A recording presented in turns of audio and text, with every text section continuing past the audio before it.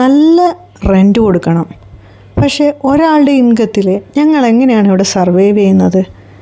ബാംഗ്ലൂരിനെ പറ്റി പറഞ്ഞു കേൾക്കുമ്പോൾ എല്ലാവർക്കും അറിയാം, നല്ല ഭംഗിയുള്ള സിറ്റിയാണ്, ജീവിക്കാനൊക്കെ നല്ല സുഖമുള്ള സിറ്റിയാണ്. ആരും നമ്മളെ ഒന്നിനും വേണ്ടി വരില്ല, നമുക്ക് നമ്മുടെ കാര്യം മാത്രം നോക്കി ജീവിച്ചാൽ മതി. അതുമാത്രമല്ല, നിങ്ങൾ ഇതുവരെ കാണാത്ത പല സ്ട്രഗിൾസും ഒരു സാധാരണക്കാരനായ ഫാമിലി നേരിടുന്നുണ്ട് ഇവിടെ. സ്കൂൾ ഫീസ്, റെൻറ്റ്, എക്സ്പെൻസ് എല്ലാം. സോ ഇന്നത്തെ വീഡിയോയിൽ ഞാൻ കുറച്ച് കാര്യങ്ങളൊക്കെ ഷെയർ ചെയ്യുന്നുണ്ട് കേട്ടോ. ഇപ്പം നമ്മൾ ഈ താമസിക്കുന്ന വീട് ഒരു തരത്തിൽ ഞങ്ങളെ വളരെയധികം ഫിനാൻഷ്യലി ഹെൽപ്പ് ചെയ്യുന്നുണ്ട്. എൻ്റെ പേര് ആശ. ഞങ്ങൾ ബാംഗ്ലൂരാണ് താമസിക്കുന്നത്. ലാസ്റ്റ് ഒരു 10 years നമ്മൾ ഇവിടെ തന്നെയാണ്. ഇവിടെ ഉണ്ടാവുന്ന ഞങ്ങളുടെ എക്സ്പെൻസും ഞങ്ങളുടെ ഫിനാൻഷ്യലി ഞങ്ങളുടെ പ്ലാനിങ് കാര്യങ്ങളൊക്കെ നമ്മുടെ വീഡിയോസിലൂടെ ഷെയർ ചെയ്യാറുണ്ട് കേട്ടോ. ഞാനും എൻ്റെ 2 മക്കളും എൻ്റെ ഹസ്ബൻഡ്, ഞങ്ങൾ ഇത്രയും പേരാണ് ഇവിടെ താമസിക്കുന്നത്.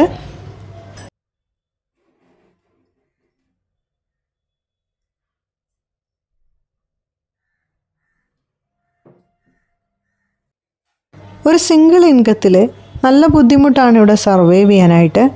ഞാൻ ജോലി ചെയ്തുകൊണ്ടിരുന്നതാണ്. ഡേ കെയറിലൊക്കെ മക്കളെ കൊണ്ടുവിട്ട് വളരെയധികം കഷ്ടപ്പെട്ട് എന്തൊക്കെയോ ജോലികൾ ചെയ്യാൻ ശ്രമിച്ചിട്ടുണ്ട്. ഓഫീസിൽ പോയിട്ടുണ്ട്, 2 years വർക്ക് ഫ്രം ഹോം ചെയ്തിട്ടുണ്ട്. ഫ്രീലാൻസ് ആയിട്ടുള്ള ചെറിയ വർക്കുകളൊക്കെ കിട്ടുമ്പോൾ അത് ചെയ്യുമായിരുന്നു. എൻ്റെ ഹെൽത്ത് അതിനൊന്നും സമ്മതിച്ചില്ല. നമ്മൾ വിചാരിക്കുന്ന പോലെ എല്ലാ കാര്യങ്ങളും നടക്കില്ലല്ലോ. അങ്ങനെ നടന്നിരുന്നെങ്കിൽ എത്ര രസമായിരുന്നു അല്ലേ. എൻ്റെ ഹെൽത്ത് വളരെ വീക്കായിരുന്നു. ചെറിയ സർജറീസും ചെറിയ കോംപ്ലിക്കേഷൻസും കാര്യങ്ങളൊക്കെ ഉള്ള ആളാണ് ഞാൻ. അതുകൊണ്ട് തന്നെ എൻ്റെ ഹസ്ബൻഡിനെ സപ്പോർട്ട് ചെയ്യാൻ എനിക്ക് പലപ്പോഴും സാധിക്കാറില്ല. ഈ റീസെൻ്റായിട്ട് ഞാൻ ചെറിയൊരു ജ്വല്ലറി ബിസിനസ്സൊക്കെ സ്റ്റാർട്ട് ചെയ്തു. സ്റ്റോൾസും കാര്യങ്ങളൊക്കെ ഇടാൻ പോകും. എക്സ്ട്രാ എന്നെക്കൊണ്ട് പറ്റുന്ന ഇൻകമൊക്കെ ഞാൻ ഉണ്ടാക്കാറുണ്ട് കേട്ടോ. അതുമായി ബന്ധപ്പെട്ട വീഡിയോസും നമ്മൾ ചാനലിൽ പോസ്റ്റ് ചെയ്തിട്ടുണ്ട്. എല്ലാവരും പോയതിന് ശേഷമുള്ള കുറേ കാഴ്ചകളൊക്കെയാണ് ഇപ്പോൾ നിങ്ങൾ കണ്ടുകൊണ്ടിരിക്കുന്നത് കേട്ടോ. ചെറിയതായിട്ട് ഒരു കുഞ്ഞ് കൃഷിത്തോട്ടം പോലൊരു ചെറിയ പ്ലേസ് ഞാൻ സെറ്റ് ചെയ്തിട്ടുണ്ട്. വീടായ ചെറിയ രീതിയിൽ എന്തെങ്കിലും ഒരു ചെടികളൊക്കെ വേണ്ടേ. കുറച്ച് ചീരേരിയൊക്കെ ഞാൻ പാകിയിട്ടുണ്ട്. അതൊക്കെ അത്യാവശ്യം കിളിർത്ത് വന്നിട്ടുണ്ട് കേട്ടോ.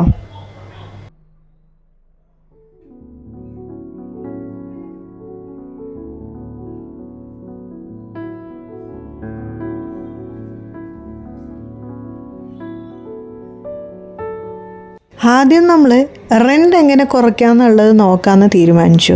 അതിനുശേഷം സ്കൂള്, ഇങ്ങനെ ഞങ്ങൾ പ്ലാൻ ചെയ്തു. എപ്പോഴും ഇനി ഇവിടെ എങ്ങനെ എക്സ്പെൻസ് ചെയ്തുകൊണ്ടിരിക്കുന്നതിൽ അർത്ഥമില്ലല്ലോ. നമുക്ക് എന്തെങ്കിലും വെൽത്ത് ക്രിയേറ്റ് ചെയ്യണം, കൂടുതൽ സേവ് ചെയ്യണം. ഈ ജോലിയൊക്കെ എപ്പോഴും സ്ഥിരമായിട്ടുണ്ടാവുന്നതല്ല, അത് പോകാൻ സാധ്യതയുണ്ട്. അപ്പോഴത്തേക്ക് നമുക്ക് എന്തെങ്കിലും സേവിങ്സ് ചെയ്യണം, മറ്റൊരു ഇൻകം നേടണം, അങ്ങനെ കുറേ കാര്യങ്ങളുണ്ട്. സോ ഞങ്ങൾ വിചാരിച്ചു ആദ്യം നമുക്ക് വീടിൻ്റെ കാര്യത്തിലൊരു തീരുമാനമാക്കാമെന്ന്. അങ്ങനെ നമ്മൾ കുറച്ച് സ്ഥലം ഒരല്പം ദൂരത്തേക്ക് മാറാമെന്ന് വിചാരിച്ചു. അതായത് ജോലി ചെയ്യുന്ന സ്ഥലത്ത് നിന്നും ഒരു 6-7 കിലോമീറ്റർ. ഇവിടുത്തെ ട്രാഫിക്കിൻ്റെ പ്രശ്നം കൊണ്ടാണ് കേട്ടോ അതൊക്കെ നമുക്ക് വലിയ ബുദ്ധിമുട്ടാവുന്നത്. വളരെ നേരത്തെ ഇറങ്ങണം, തിരിച്ച് ഓഫീസിലെത്താനും കുറേ ട്രാഫിക്കിൽ നിന്ന് നമ്മൾ വരണം. എന്തായാലും ഇത് അത്യാവശ്യമായിട്ടുള്ള ഒരു പ്ലാനിങ്ങിൻ്റെ ഭാഗമായിട്ട് നമ്മൾ ചെയ്തേ പറ്റൂ എന്നുള്ളൊരു സാഹചര്യമാണ് നമുക്കുണ്ടായിരുന്നത്. So we decided to take another location, another home, renter friendly.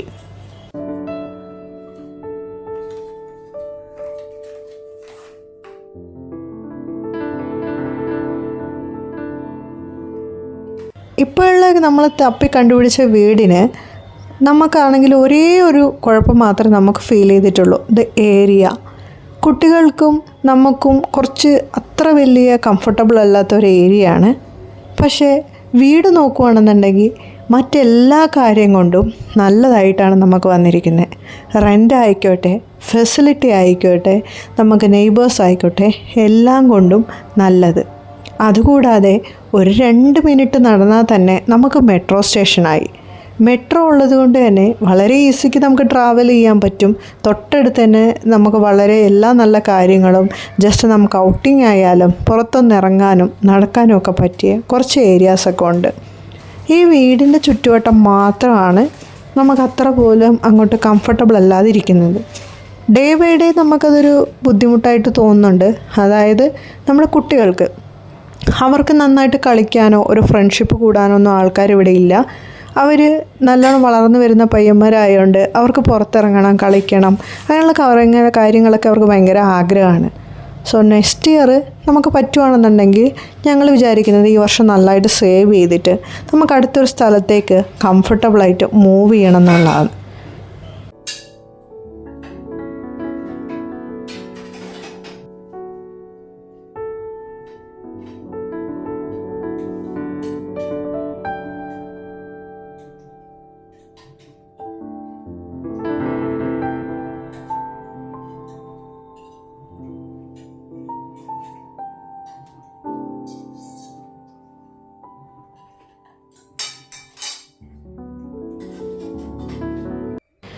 ഈ വീടിനെ പറ്റി പറയുകയാണെന്നുണ്ടെങ്കിൽ ഇത് ഒരു 520 സ്ക്വയർ ഫീറ്റുള്ള വളരെ ചെറിയ വീടാണ് കേട്ടോ.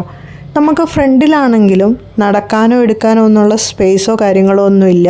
വളരെ ചെറിയൊരു സ്പേസാണ്, സൂക്ഷിച്ച് നടക്കണം. അത്യാവശ്യം ഒരു ബൈക്ക് പാർക്കിംഗ് അത് മാത്രമാണുള്ളത് കേട്ടോ. 4 വീലർ പാർക്കിങ്ങും കാര്യങ്ങളൊന്നുമില്ല. പിന്നെ കംഫർട്ടബിളായിട്ടുണ്ട് ഇപ്പോൾ ഈ വീട്.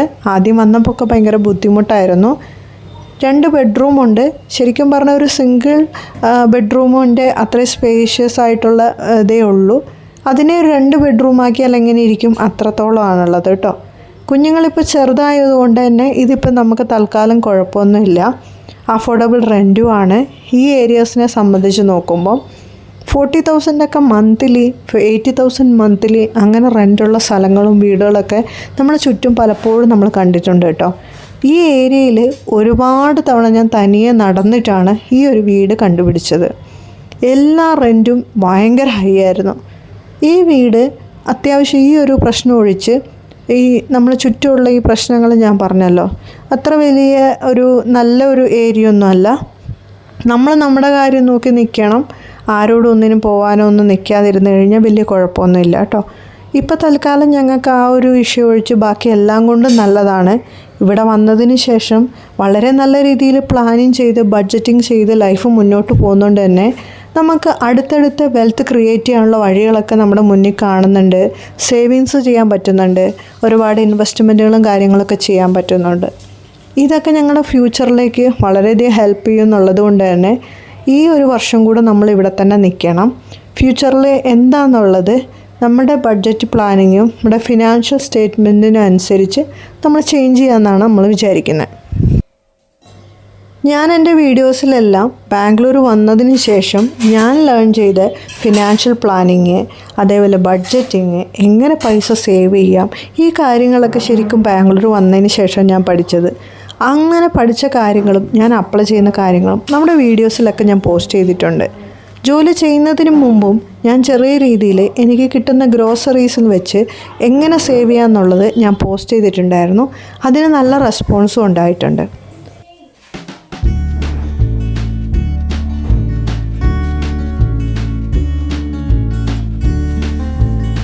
മക്കൾ വരാനായി അവർക്ക് വേണ്ടിയിട്ടുള്ള സ്നാക്സ് ഞാൻ റെഡി ആയിക്കൊണ്ടിരിക്കുകയാണ്.